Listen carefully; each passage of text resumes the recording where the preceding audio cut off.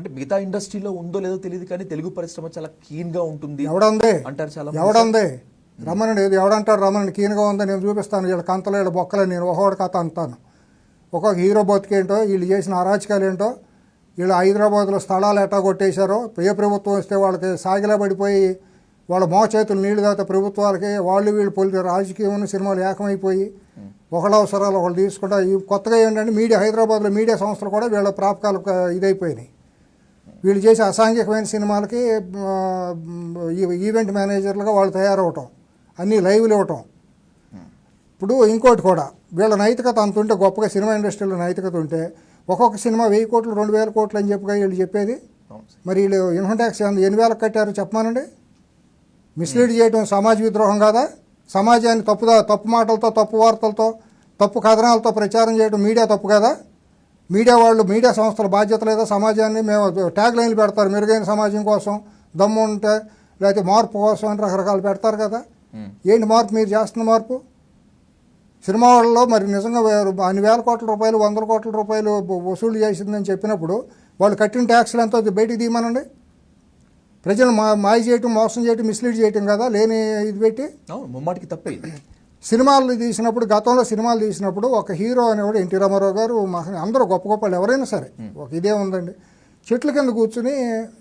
short gap వచ్చినప్పుడు చెట్ల కింద లేదా పక్కన ఎక్కడ కూర్చునే వాళ్ళు ఇంట్లోనే ఏదో చోట ఇవాళ కార్వాన్లని వచ్చేసినాయి కామెడీ అని కూడా కార్వాన్ అవును సార్ ఇదంతా ఎవడమ్మా మొగుడు సొమ్ము ఎవడు పెంచమన్నాడు ఒక బడ్జెట్లు మీరు పెంచుకుని ఒలుబలిసి మీరు పెంచుకుని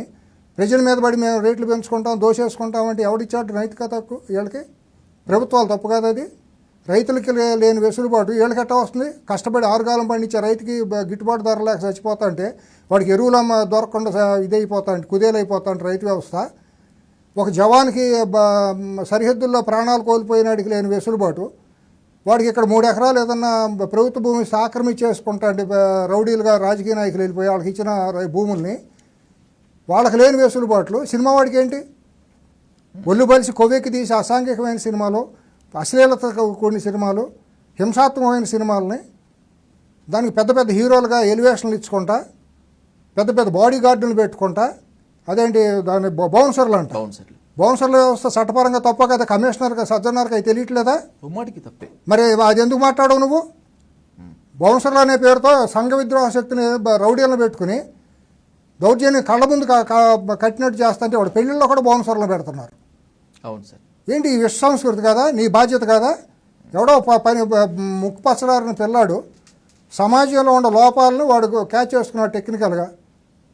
నీ ఎక్కడి నుంచి వచ్చింది వాడికి ఆ కంటెంట్ మీ థియేటర్ మీ ఇండస్ట్రీలో మీ వాళ్ళు ఎవరు ఇస్తేనే కదా వెళ్ళింది వాళ్ళని ఎందుకు పట్టుకోరు మీరు ఆ కుర్రాడు ఏమైనా వచ్చి థియేటర్లో కెమెరాలు పెట్టి ఏమైనా షూట్ చేశాడా చేయలేదు కదా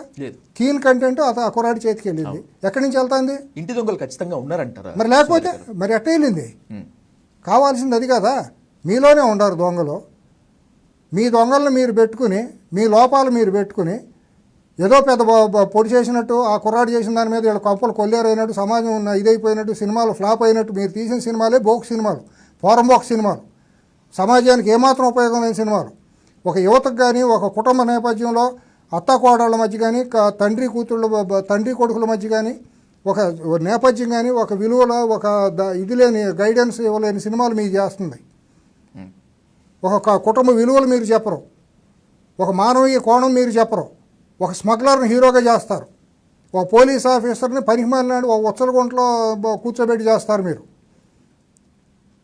అటువంటి అప్పుడు మీ పోలీసు మీకు ఏమైందా మీకు తెలియదా సజ్జనారికి తెలియదా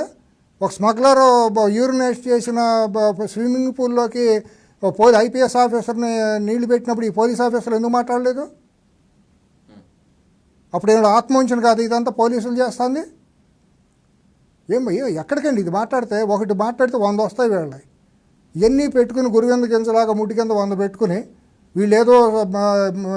నీతివంతుల్లాగా మాట్లాడేసి మీరు తీసిన సినిమాలు బోక్ సినిమాలు ఆడని సినిమాలు ఫ్లాప్ అయితే ఆ కుర్రాడి మీద దోసేయటం ఏంటి